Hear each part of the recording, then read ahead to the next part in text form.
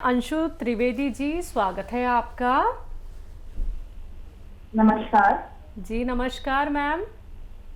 मैं सर से नमस्कार। जय हिंद। हकीम जी को मैं नमस्कार बोलना चाहती हूँ। मेरे पैरों में बहुत दर्द रहता है। हम्म।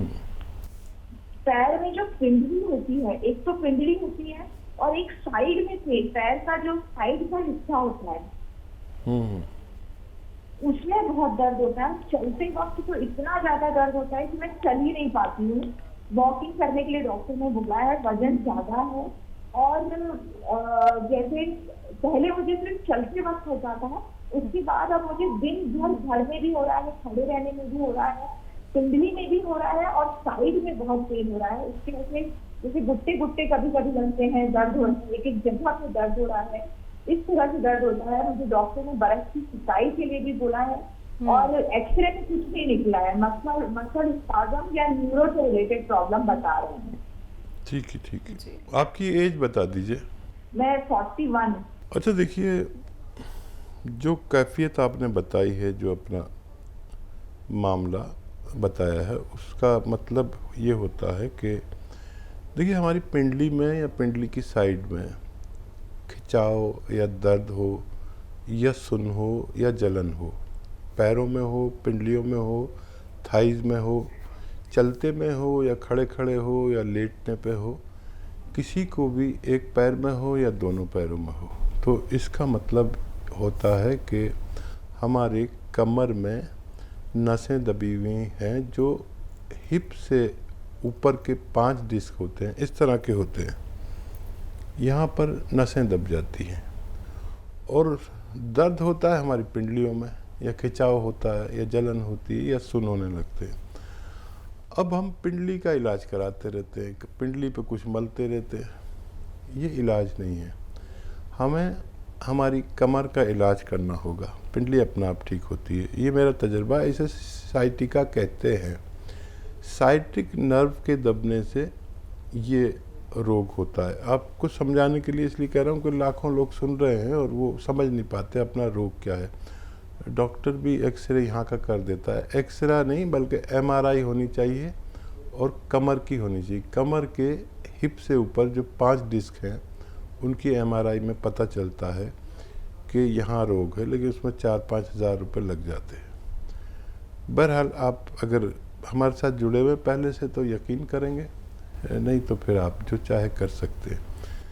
देखिए, आपके लिए 2-3 बातों की पाबंदी है। एक तो वेस्टर्न टॉयलेट यूज़ करें, ऐसा कुर्सी वाला, ठीक है। और ज़मीन में बैठ के कोई काम ना करें, जैसे झाड़ू पोंछा। हो सकता है आप पर जिम्मेदारी हो, झाड़ू पोंछा करना मना है, वज़न उठाना मना है। खड़े होकर काम कर सकते हैं किचन में, जितना भी जिम्मेदारी काम है। आजकल तो स्टैंडिंग में है सब कुछ। तो ये तो आप पर पाबंदी है कि ये काम ना करें। और गोंद स्याह एक आता है, काला गोंद। काला गोंद या गोंद स्याह हम कहते हैं, और नकली बहुत मिलता है, असली ख़रीद लें। ये गोंद स्याह आधा ग्राम सुबह, आधा ग्राम शाम खाना शुरू करें। 15-16 रुपए का 1 ग्राम आता है, जो आधा आधा ग्राम सुबह शाम में खाना पड़ता है। तो 15-16 रुपए की खुराक है आपकी रोज़ाना की। तो इससे आपके तमाम जोड़ों और तमाम नसों और डिस्क अच्छी होती है। और गोंद स्याह असली लेना ज़रूरी है। और वज़न अगर ज़्यादा है तो आप ज़ीरे का सिरका विनेगर आप लें और 2-2 चम्मच 2-3 बार पिए। और डाइट कंट्रोल करें, जितना खुराक है आपकी उससे आधा कर दें। गर्म पानी खूब पिया करें। अगर ये इलाज आप 3-4 महीने लगातार करते हैं तो आपके रोगों को फ़ायदा होना मुमकिन है। जी हकीम साहब, हमने बहुत सारे लोग ऐसे भी देखे हैं जो अपने दर्द को लेके फिजियोथेरेपी का भी सहारा लेते हैं, तो आप इसको कितना सही मानते हैं? क्या फिजियोथेरेपी भी लेना ट्रीटमेंट ठीक है? देखिए, मैंने पाया कि लोग फिजियोथेरेपी इसकी कराते हैं, लेकिन मैंने अपने तजर्बे में, अपने अनुभव में फिजियोथेरेपी से इस रोग में फ़ायदा होते हुए नहीं देखा। और कुछ लोग मालिश करते हैं, मालिश से कुछ फ़ायदा कभी किसी को नहीं होता। खाने की दवा से कुछ फ़ायदा हो सकता है अगर भगवान पे भरोसा होगा तो। और मालिश और कुछ मलबाने चले जाते हैं पहलवानों के यहाँ और कोई उसमें बुरी तरह झटका मार देता है, ये सब गलत है। कभी बहुत बड़े रोग हो सकता है जो कभी ठीक ही ना हो। किसी भी ऑपरेशन से पहले, किसी भी जोड़ के या कमर के ऑपरेशन कर डालते हैं डॉक्टर। ये घुटने में है परेशानी तो उसका ऑपरेशन कर देते हैं, और वो रोग होता है, कहीं तकलीफ़ होती है, कहीं इसकी ये निशानी है। तो किसी भी ऑपरेशन से पहले या आप ये नुस्खा ज़रूर इस्तेमाल करें। गौंसिया आधा ग्राम दिन में 2 बार खाने के बाद इस्तेमाल किया करें, फ़ायदा मुमकिन है। जी, नेक्स्ट कॉलर हैं बरेली से रेखा अवस्थी जी, स्वागत है आपका। क्या हमारे 2-3 सवाल है, नोट कर लीजिए मैडम। जी मैम बताइए। जर्सन को फिर का मंगाया था हमने आपकी कंपनी से पिछले महीने में। बॉम पिला कर हस्बैंड के लिए मंगाया था, पैरालिसिस थी और क्या कहते हैं डायबिटीज थी। तो बॉम पिलाते रहे, उसको पिलाते 15 दिन तक उनके सर्दी अभी ज्यादा हो गई थी, उनके टीबी का भी इलाज चल रहा था। फिर बॉम ने पिलाते रहे, तब भी भरोसा था, पिलाते रहे। फिर बाद में बहुत ज्यादा सीना में जकड़न हो गई, बुखार भी आया तो हमने फिर उनका रोक दिया, पिलाना बंद कर दिया। बुखार से दवाई एडमिट भी रहे 2 दिन, बुखार की दवाई दी और खांसी सिरप पिलाया तो खांसी के लिए तो सही है, लेकिन उनकी हथेली और तलवे बहुत गर्म रहते हैं, इतने गर्म रहते हैं कि सोने से भी लगता है कि हाथ जल रहे हैं, इतनी तेजी से गर्म रहते हैं। अब वो जैसे उनको छिड़का है वो हमने आधी बोतल है वो भी रोक दिया है कि हम पिलाएं नहीं पिलाएं, वो करते हमें इसीलिए बात करनी थी कि हम अब इस समय पिला सकते नहीं पिला सकते, तो टीवी के भी इलाज चल रहा है उनका, और क्या डायबिटीज का भी है और पैरालिसिस भी है। हमें बहुत परेशान है उनकी वजह से, हम बहुत खराब कमजोर इतने हैं, बहुत ज्यादा कमजोरी वाली है, इससे बुखार आया उससे बहुत ज्यादा। ठीक है। अच्छा देखिए, जिन लोगों को सिरका नहीं चले और ख़ास तौर पर टीबी के पेशेंट में ये होता है कि फेफड़े की बीमारी है और फेफड़े इम्प्रेस रहते हैं, तो उनको शायद ये नहीं चल पाएगा। तो जिन लोगों को भी देखिए डायबिटीज़ के लिए और कंट्रोल के लिए ये चाहिए तो वो गोंद चिलगोज़ा लें, 1 चुटकी सुबह 1 चुटकी शाम, तो ये उनके सीने में जकड़न भी नहीं करेगा और जितना कफ है उसे बाहर फेंकेगा, और ये बेहतर है, डायबिटीज़ कंट्रोल करता है ये। और अगर फालिज, लकवा और टीबी है तो 1 चुटकी खाने का सोडा और 1 चुटकी नमक जैतून 2 गिलास पानी में मिलाकर दिन में 1 बार दे दिया करें, तो इससे चर्बी कम होती है, कोलेस्ट्रॉल कम होता है, ब्लड प्रेशर कंट्रोल होता है और बहुत फ़ायदा मुमकिन है। उनको ये ना दें और ये कोई और शख्स ले ले, आप इन्हें इस तरह से इलाज करें तो फ़ायदा मुमकिन है। जी, औरंगाबाद से हैं शेख यूसुफ जी, स्वागत है आपका। हाँ अकील साहब को हमारा अस्सलाम वालेकुम। वालेकुम अस्सलाम। सर मैंने आपसे जो है तो चुलगोजे का गोंद मंगाया था और तुम्हारे क्या बोलते गोंद मोरिंगा, तो बच्चे गोंद मोरिंगा खाए तो कितने दिन खिलाना आप हमको बोलो अवश्य, और चुलगोजे का गोंद कितने दिन खिलाना है वो भी मालूम करो हमको। और एक सवाल है हमारा कि जो है तो बच्चा दिन भर अगर भूखा रहा तो दिन भर भूखे रहने में उसको मचली होती, सर में दर्द होता, उल्टियाँ होती, नल टाइट हो जाते और इतनी तकलीफ होती कि मतलब 2 दिन 3 दिन बहुत परेशान रहता, एक दिन भर अगर खाना नहीं खाया तो। बच्चे की उम्र बताइए। बच्चे की उम्र है 35 साल। अच्छा, और गोंद मोरिंगा जो खाते हैं उनकी उम्र कितनी है? हाँ वो एक बच्चा है 4 साल का, एक बच्चा है 4 साल का, एक बच्चा है 5 साल का, एक बच्ची है 3 साल की। वो खजूर और अंजीर के साथ में जूस के अंदर दे रहे हैं उनको, भूख नहीं लगती, खाना नहीं रखता बोल के आपने बोले थे। ठीक है जी। देखिए उनको लंबे वक्त तक भी दे सकते हैं, और आधा आधा ग्राम ही दें, छोटे बच्चे हैं, और तीनों को दे सकते हैं और ज़्यादा वक्त तक भी दे सकते हैं। ये नुकसान कभी नहीं करता और इससे इनकी ग्रोथ होनी चाहिए और इनकी लंबाई बढ़नी चाहिए, इनको भूख लगनी चाहिए। और देखिए, अगर पूरे दिन तो खाना मैं नहीं खाऊंगा तो मुझे भी यही हालत होगी, तो खाना खाना तो ज़रूरी है। और अपने खानों में अदरक, लहसुन, ज़ीरा खूब ज़्यादा कसरत से डाला करें ताकि इनकी भूख खुले, इनकी सेहत अच्छी हो। और तो कोई सवाल नहीं था ना इनका?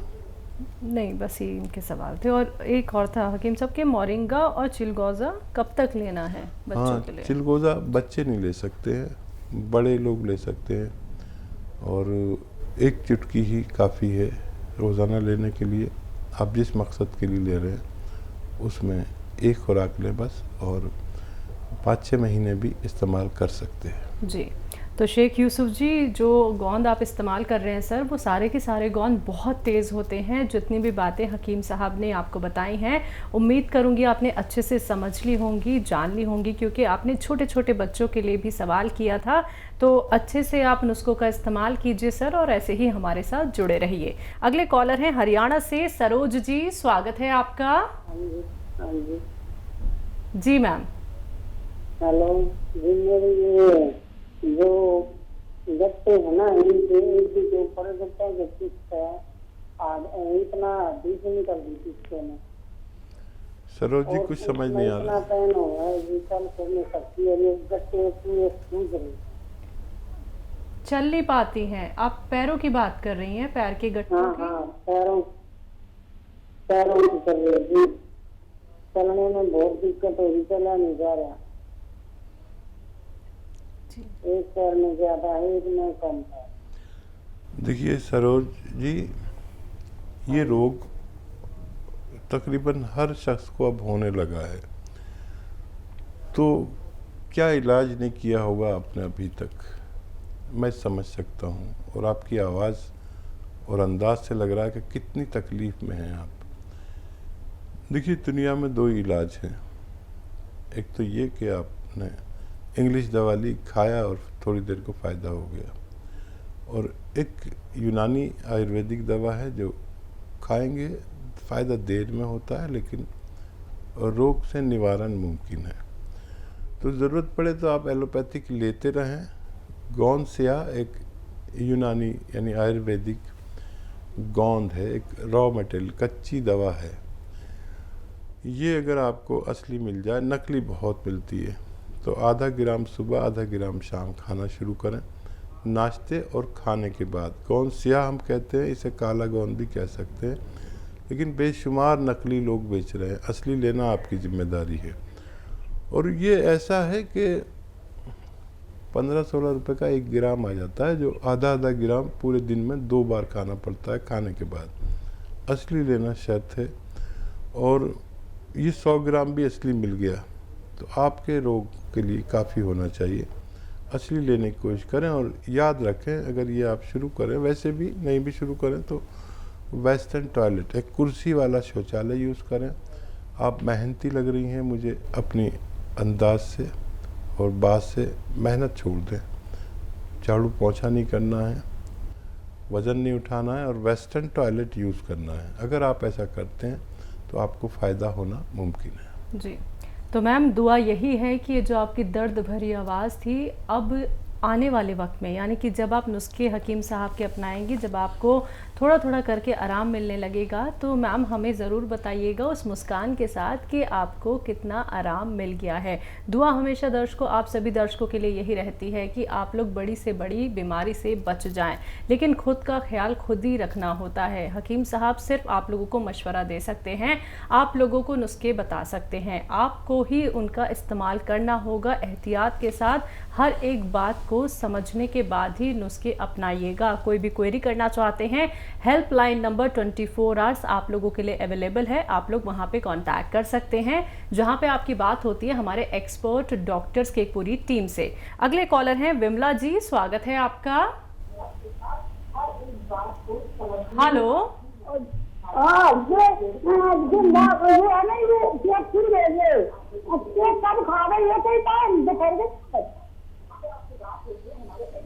हेलो कुछ नहीं समझ में आ रहा हमारे। मैम टीवी का ना वॉल्यूम कम कर दीजिए, आप जो कहना चाह रही हैं वो हम तक बात नहीं पहुंच पा रही है। टीवी का वॉल्यूम कम कीजिए मैम। अब ये सही नहीं बात है साहब मैडम जी खाते से खड़े नहीं हो पाते हैं टीवी चालू है अब कोई खौफ में है नहीं है कि कोई बंद कर दे इसलिए हमने तुमको लगाया टीवी को। क्या दिक्कत हमारा है करियर कम नहीं कर रहा बिल्कुल। मैम? नहीं समझ में आया, क्या तकलीफ क्या है? भाई गठिया बाँ एक बताई चैनल डॉक्टर ने कि गठिया बाँ है गठिया तो जोड़ों में पूरे जोड़ों में दर्द दो। अब करिया को जोड़ में इतना दर्द है करियाते से कि बहुत ज्यादा हम गोली नहीं उठा पा रहे ऊपर। ठीक है ठीक है ठीक है, हम समझ गए।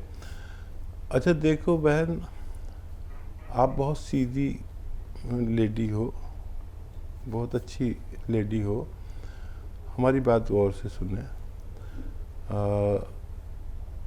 आप लिख नहीं पाएंगी क्योंकि आपके पास कोई ऐसा भी नहीं है जो टेलीविज़न बंद कर दे, आपने बताया। तो हमारी तरफ से आपको फ़ोन आएगा तो आप पूरी बात उनको बताना और वो एक जो दवा आपको भेजे वो लेना। गोंद सिया आता है एक काला गोंद, जिसे काला गोंद भी कहते हैं, गोंद सिया, इसका असली मिलना बहुत ज़रूरी है। मुझे मालूम है कि आप लिख नहीं पाएंगी, समझ नहीं पाएंगी मेरी बात, फिर भी मैं बोल रहा हूँ क्योंकि कुछ लोग ऐसे हैं जो मेरी बात समझ रहे होंगे। तो ये ले लीजिए और आधा ग्राम सुबह आधा ग्राम शाम, नाश्ते और खाने के बाद खाना शुरू करें। अगर ये असली मिल गया आपको 100 ग्राम भी तो आपको फ़ायदा होना मुमकिन है। जी